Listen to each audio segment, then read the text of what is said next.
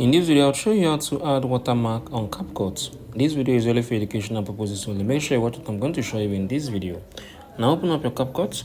So we all know it's not really easy to make videos. Like it's not really easy like to continue making videos like this. So if you love to protect your video for your own benefits and for your own use, I'll show you what you need to do. You can be able to add up a logo or a text. So let's say if I would love to add up a text, I'll just use this for example. I'm going to click on add text. I'm going to come on here. I'll type in how to edu. So this belongs to me.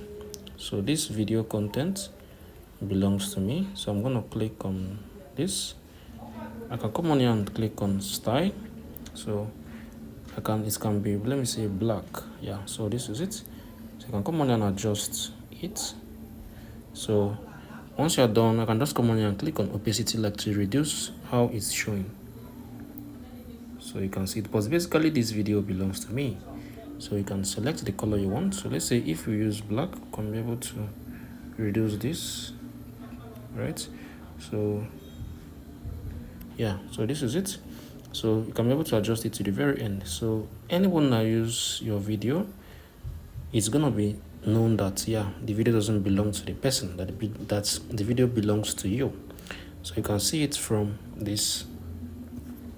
So like you can see from what I just showed you. So I just added my own watermark. How to do? If your PC so you can do is that showing, as well for please yourself. unblock So challenges.cloudflare.com. share your thoughts below in the comment section. Thank you all for watching. I will see you all in the very next video.